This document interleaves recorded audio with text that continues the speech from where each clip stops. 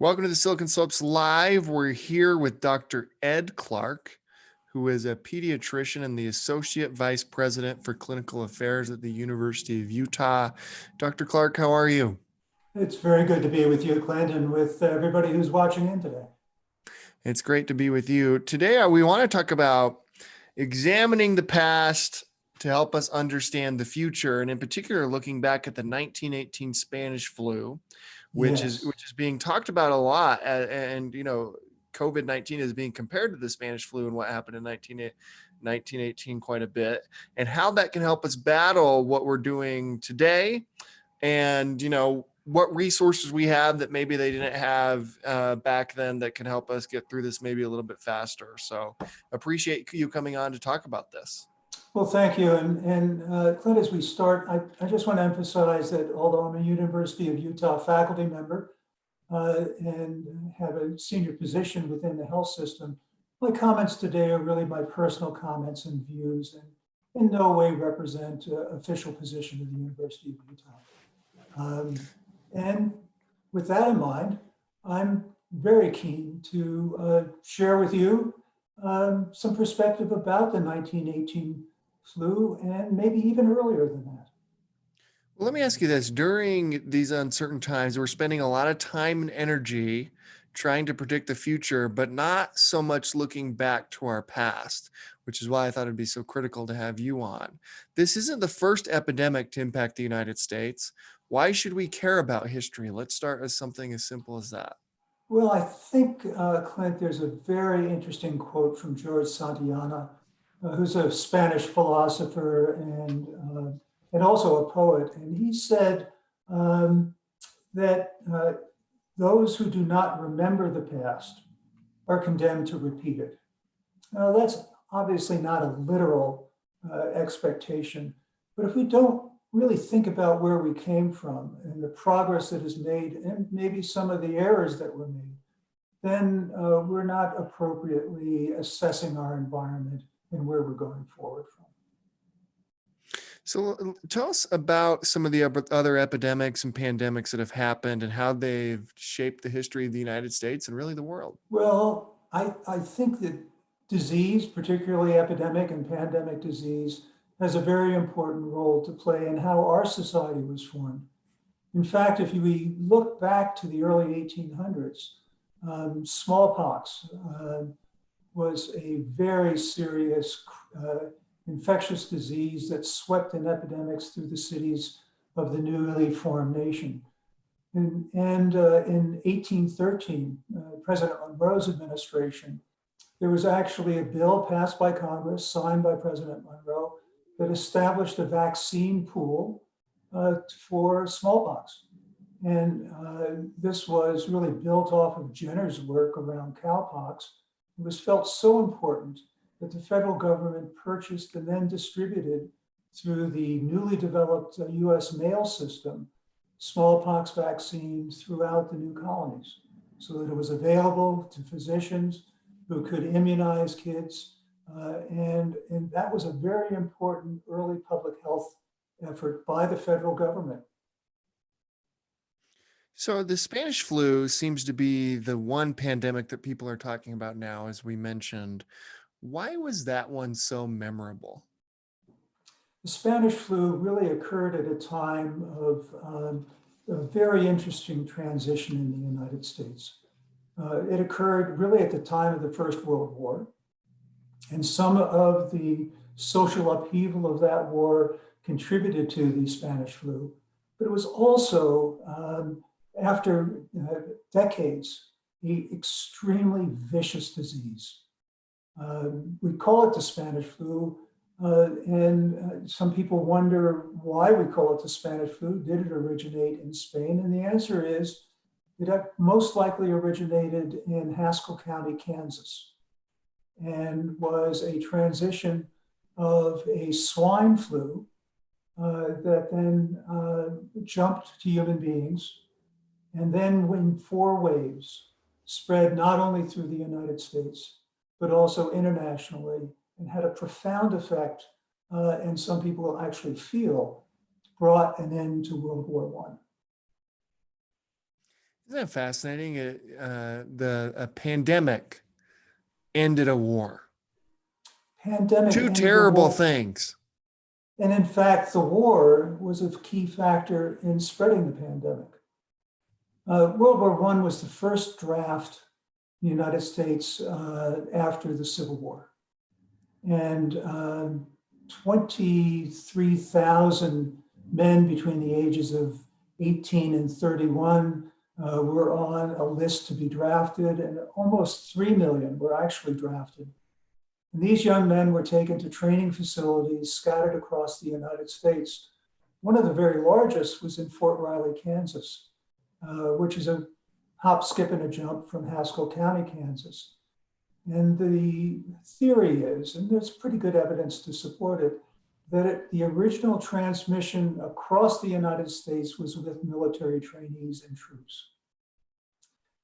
Men were moved by train from East Coast and West Coast to these large training facilities, taken back to the coast by train, and then sent by boat to Europe. And along with them going to Europe was the influenza virus, and it sickened men on trains, on boats, and then when it got to the European continent, also then spread very rapidly among the debilitated civilian population as well as among the troops. So why did it get called the Spanish flu if it likely started in Kansas? So during World War I, there was military censorship, both in the United States and in Great Britain and in France and Germany. But Spain was not involved in the war, and so there was no censorship in Spain. And when the influenza epidemic hit Spain, it was widely reported in the newspapers there. And those newspapers were then read all over the world. And because of the good reporting, journalism at that time, it became known as the Spanish flu, even though its origins were here in the United States. Hmm. What is your take on how we name these things? That's been a big controversy for this for COVID-19, and the terms that the president has used and others to define this, assuming it came out of China, and in particular assuming it came out of Wuhan. Um, how do these things get named? Well, they get named, I think, by convenience, but most recently, because remember, we've had Hong Kong flu and others, but most recently, because of our scientific advances, we now know that it's not just one virus that develops in one place. Viruses are constantly in transition. And in fact, the viral signature of what we have here in Utah is closest to the virus that was in Washington, and distinct from a virus, a COVID-19 virus in New York City, which looks like it came through at least Italy and perhaps some other places in Europe, and then came into the United States. So rather than trying to put a geographic name to it that can be misinterpreted just like the Spanish flu, there's a scientific name that's applied to it. That's what's given us then COVID-19. So you've described the conditions that align to create a recipe for disaster. What were those conditions, and what are the conditions today that we need to be concerned about as it relates to the COVID-19 spread? Well, there were remarkable similarities between what happened in 1918 and 1919 and what happened now. And one of the things that we have learned since that period of time is that person-to-person transmission, which was 3-4 to 1 with influenza, with a very short incubation period, really created the petri dish so that that infection spread very rapidly. The conditions in the military camps, obviously, with men in bunks on top of each other, in dining halls, in training environments, the virus just spread. We see the same thing with spreading a virus with large gatherings. For example, during the World War I, there was a Liberty Bond drive, and there was a very large parade and celebrations in Philadelphia. in the fall of 1918, actually in September. And it was after that that the virus exploded in that city. It had previously been contained within the Navy Yard, within some military installations. And then from the civilian population, spread very rapidly up and down the East Coast. The other factor there was it was wartime. People had moved to big cities because of the industries, and the living conditions were crowded. And so we've seen the similarities where living conditions are crowded, where there are multiple generations in one household, where people get together in large groups. Those are the conditions that in 1918 and in 2020 lead to very rapid viral spread. So, Dr. Clark, what can we learn from this that is relevant today? And historically, what has been done to get pandemics under control? It's a very interesting story, Clint, because it's like sports. Football, if you pay attention to blocking and tackling, the basics. In baseball, if you pay attention to getting singles, not home runs, and get the bases loaded, then you can play a good game. And we now know that there are population health measures that allow us to play that good game. One is early recognition, isolation, management of communities. These are basic hygienes and basic public health mechanisms that were as valuable in 1918, where they were first put in place in very large, on a large scale, to what we're doing today in the United States to bring COVID-19. This concept of quarantine and isolation actually goes back hundreds of years. And quarantine arises from the word for 40. And it relates to the bubonic plague. And people with bubonic plague, and in that household was quarantined because at the end of 40 days and 40 nights, which has a biblical implication, there was unlikely to be further transmission. Public health, public hygiene, these are the blocking and tackling of dealing with epidemics. So let's talk about the science, Dr. Clark. We've got to be better positioned today than we were 100 years ago, but how much better positioned are we? Well, I think it's dramatic. And as we look at the history of medicine, one of the great inflection points in the history of medicine was understanding germ theory. And that really only arose in the late 1800s. Bacteria were by the early 1900s, and certainly by 1918, Koch had identified the bacillus for tuberculosis, which was called the White Death at that time. And so the scientists at that time were looking for a bacterium that was causing influenza. And they looked long and they looked hard and they couldn't find it. But what they did find was that there was something that could be filtered out of blood and other serum. They didn't know that it was viruses, but they began to understand that it wasn't just another bacterium, that there was another agent. And so one of the great positive consequences of all of the scientific work that was done around the influenza epidemic was a much better understanding of microbiology and the beginnings of virology. And understanding the beginnings of virology then laid the groundwork for later development of immunizations. It was a tragedy of immense proportions, with the illness and death and long-term long living effects of these infections. And at the same time, the scientific information that was derived transformed the way we think about medicine today. And the way we think about medicine today is much more rapidly to be able to implement this. And that's a really fascinating story in its own right. Yeah, tell us more about that. How is that? True. So in 1918, it took probably the better part of 3 years to nail down that it was a virus. Uh, the COVID-19, the RNA sequence of that virus was established within 30 days of the recognition of this as a pandemic. Not only was it recognized its genetic signature, but that genetic signature was then sent to laboratories around the world because scientists realized that by having the genetic signature, it was the first step and perhaps the most crucial step in moving towards what all of us are looking for, which was an immunization to prevent the infection. And that's where we are right now.